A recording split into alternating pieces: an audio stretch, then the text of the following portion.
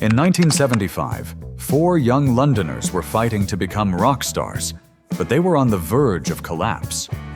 Buried in debt, exploitative contracts, and legal troubles, they desperately needed a hit to survive. No one imagined that, in the midst of this storm, they would create a song so daring that even their record label forbade them from releasing it. This is the story of how an impossible song saved Queen from obscurity and turned them into undisputed rock legends. How did it all happen? Let's begin.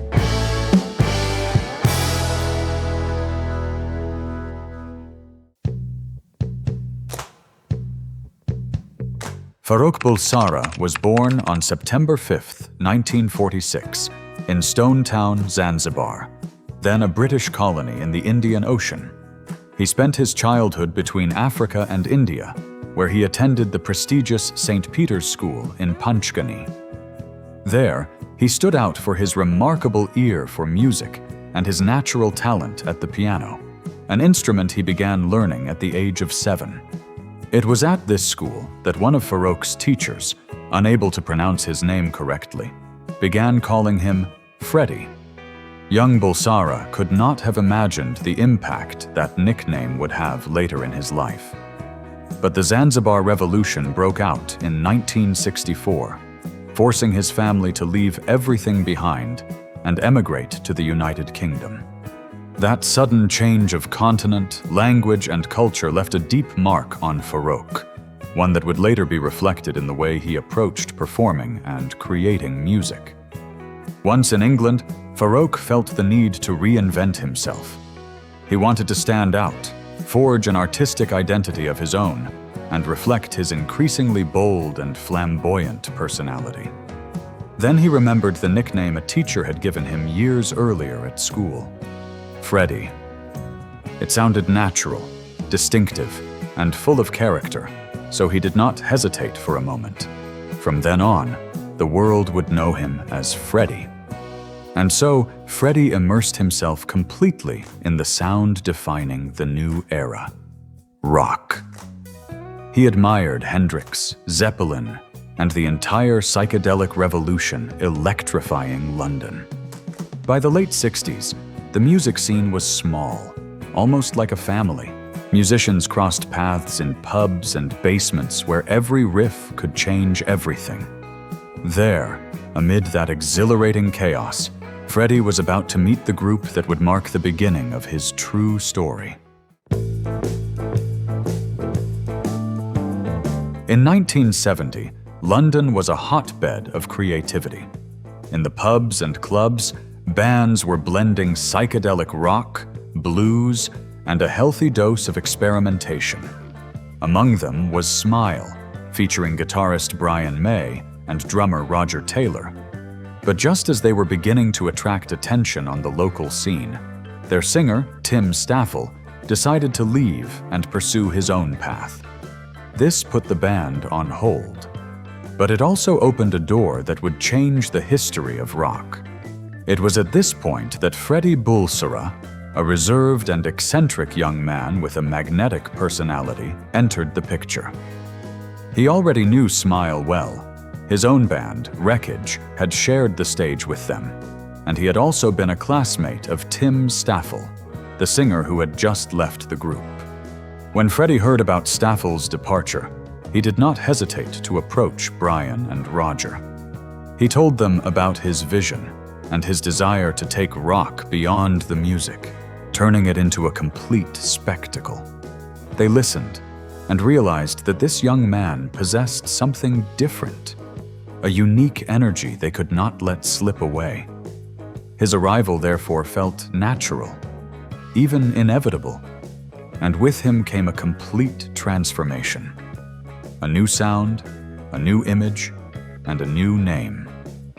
Thus, in 1970, Queen was born. A year later, John Deacon joined on bass, completing the definitive lineup. It was then that Freddie, determined to seal his new identity, legally adopted the surname Mercury. No one knew it yet, but that name, like the band itself, was destined to mark the beginning of a new era in rock. Success, however, always comes at a price. Queen would have to face a harsh reality.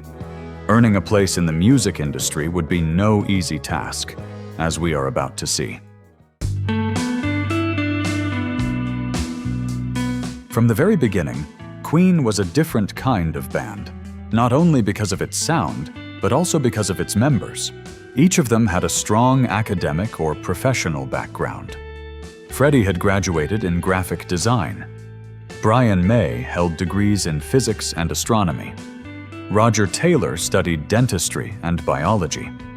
And John Deacon was an electronics engineer. That fusion of art, science, and the intense competitiveness of every member made their music unique, unlike anything other groups were creating at the time. Yet the same singularity that made them so special also bred distrust within the industry, because record labels had no idea how to market something so far outside the norm. And so, by 1972, Queen was still an unknown band.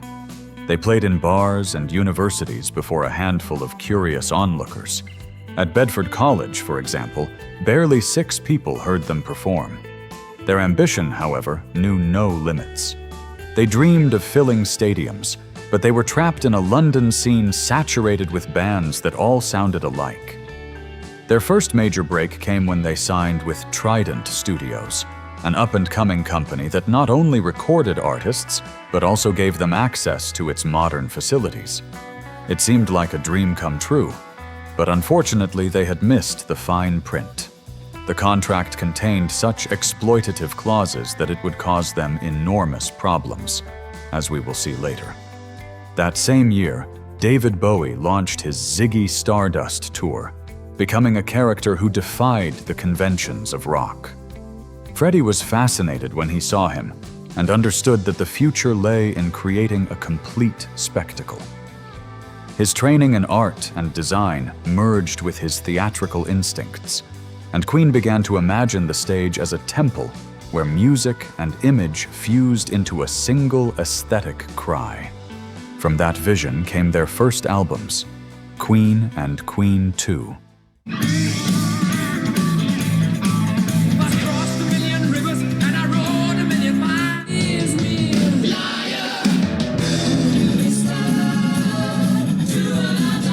By 1974, sheer heart attack had propelled them to global recognition.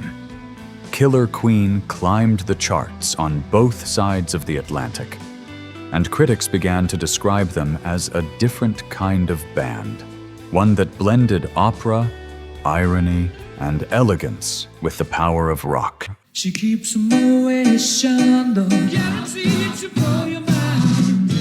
But those early successes did not solve their harsh reality. The contract they had signed with Trident was deeply unfair. The members of Queen were still living in tiny apartments and counting coins after every tour, while their debts continued to mount. Their arrangement with the company was exploitative. They received only a fixed salary that was nowhere near enough, earned no royalties, and saw everything else remain in the label's hands. Tensions rose when John Deacon requested an advance to buy a home, and the company refused. That incident became the turning point. The world was beginning to surrender to Queen, yet the band still could not afford to live like stars. They were one step away from glory, and also on the brink of collapse. If these legendary rock stories are bringing back great memories, hit like and subscribe to our channel, Millennium Rock. Here, we keep traveling together through those glorious eras. Let's continue. Queen was on the brink of collapse. In debt, exhausted, and disillusioned, they were fighting an industry that seemed determined to crush them. But their resolve was stronger than their hardship. After a long legal battle, they managed to free themselves from Trident's grip in 1975. That was when John Reid, Elton John's former manager, stepped in to represent the group and secured them a new contract with EMI Records. At this pivotal moment, Their new manager told them, "Make the best album of your lives, and I'll take care of the rest." Those words ignited a spark. They had regained their freedom, but now they had to prove that it had been worth the struggle. With no money and no guarantees, yet armed with unshakable faith, Queen set out to create the work that would justify every sacrifice they had made. The pressure was immense. EMI wanted a commercial record, something that would sell millions and make up for the losses. But Freddie and the band wanted exactly the opposite. An album that would break the rules and redefine what rock could be. They decided to trust their instincts and stake everything on their vision. A Night at the Opera was their answer. A monumental, expensive, ambitious project unlike anything else. At its heart was an impossible song, an experiment that defied radio conventions and the studio's technical limits. It was a ballad, an opera, and an explosion of rock in a single piece. Freddie had conceived it as a complete work, a musical epic. Its name was Bohemian Rhapsody. No one knew whether the public would understand it, but Queen was no longer trying to please anyone. They only wanted to leave an eternal mark. Bohemian Rhapsody was not simply a song. It was a monumental construction, a sonic cathedral built from obsession and genius. Freddie Mercury had imagined it years earlier, assembling in his mind fragments of 3 separate pieces that he jokingly called the opera. When Queen entered Rockfield Studios in Wales, Freddie already knew exactly what needed to happen in every measure. And it was there that the first framework of the piece began to take shape. The sessions then continued at several studios across London, layer by layer and sound by sound. Mercury played a C. Bechstein concert grand, a storied instrument that lent a majestic character to the heart of the piece. The operatic section was a technical nightmare. 3 full weeks of recording, 12-hour days, and more than 180 overdubbed vocal tracks. They recorded so many Galileos that the tape began to turn translucent from being rewound again and again. Freddie, however, had everything under control. He directed every voice and every nuance like an architect who knew exactly what his creation should sound like when it was finally complete. When the song was finally ready and they heard the finished result, even they could hardly believe it. This was no ordinary track, but a 6-minute epic in which an intimate ballad, a delirious opera, and an explosion of pure rock all coexisted. Yet the miracle brought a new problem. EMI considered it too long for radio.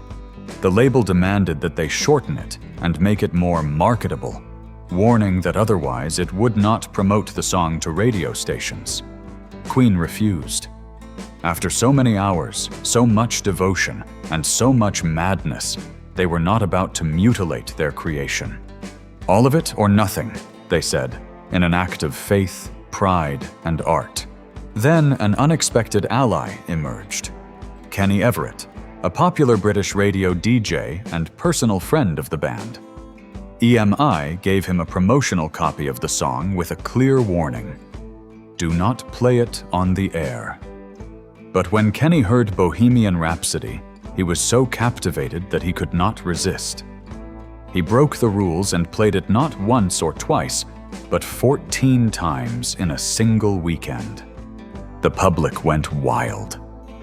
The station's phone lines collapsed, and record stores began receiving requests for a single that was not yet officially on sale.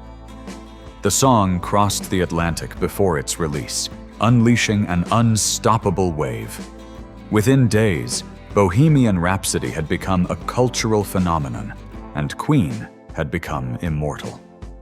That desperate gamble, their decision to go all or nothing, had proven to be the most brilliant move of their career.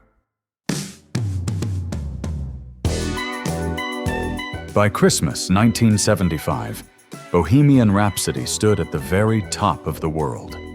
It had reached #1 on the UK singles chart just weeks after its release and remained there for 9 consecutive weeks, becoming that year's Christmas #1. Yet the true triumph went far beyond the numbers. Queen had transcended charts, genres, and labels. The song was a cultural phenomenon that crossed borders and generations, one that audiences sang along to in amazement without ever quite understanding how something so strange could sound so perfect.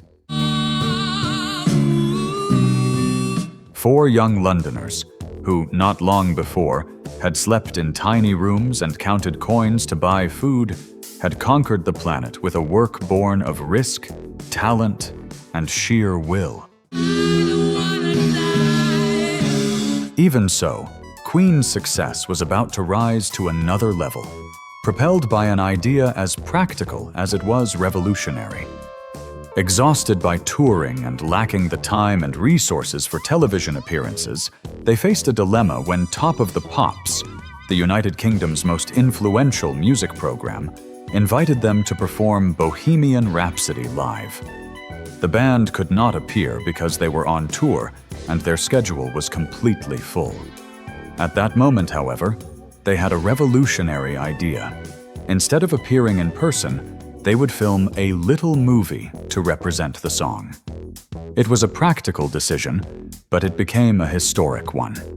Directed by Bruce Gowers, the video was filmed on November 10, 1975, in only a few hours and on a tiny budget of €4,500. The result? With their faces multiplied beneath beams of light and theatrical shadows, dazzled the public. This was no mere promotion. It was audio-visual art. Without intending to, Queen had invented the modern music video. Will you do the fandango? The impact was immediate. Millions of people were hypnotized in front of their television sets. Bohemian Rhapsody was no longer merely heard, it was seen. The image amplified the myth, and the myth took flesh in every chord. Rock, until then raw and direct, had become a complete spectacle, theatrical, conceptual, and immersive. Queen was not only dominating the stage, but also redefining what rock could be. Soon the circle would close with Under Pressure, the collaboration that united them with David Bowie, their great inspiration, and sealed their place among the gods of the genre.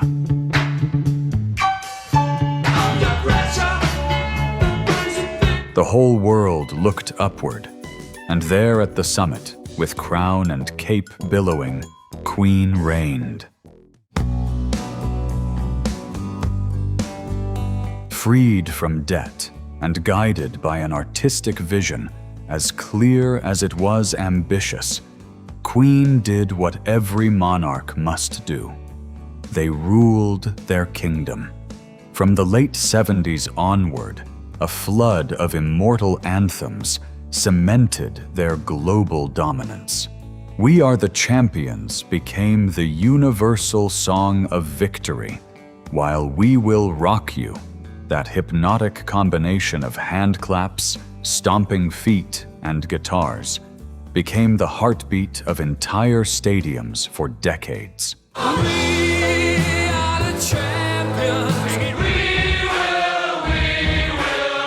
Meanwhile, ballads such as Love of My Life, futuristic experiments such as The Invisible Man, retro nods like Crazy Little Thing Called Love, and masterpieces such as Innuendo showed that Queen could move between styles without losing its identity. Love of my life, can't you see? Invisible man, I'm the invisible man. Each song was a universe of its own, yet they all shared the same throne, built on power and emotion. 10 years after Bohemian Rhapsody, their reign reached its highest point. It was July 13th, 1985, at the legendary Live Aid. 72,000 people packed Wembley, while hundreds of millions watched the broadcast from every corner of the planet. For 20 minutes, the world stood still. Wearing a white t-shirt and jeans and wielding a microphone like a scepter, Freddie Mercury commanded the crowd with an almost supernatural energy. Every gesture and every note was pure magnetism. His voice roared, and the audience answered as a single being. That day, Queen did more than give the greatest performance of its life. The band redefined what it meant to stand on a stage.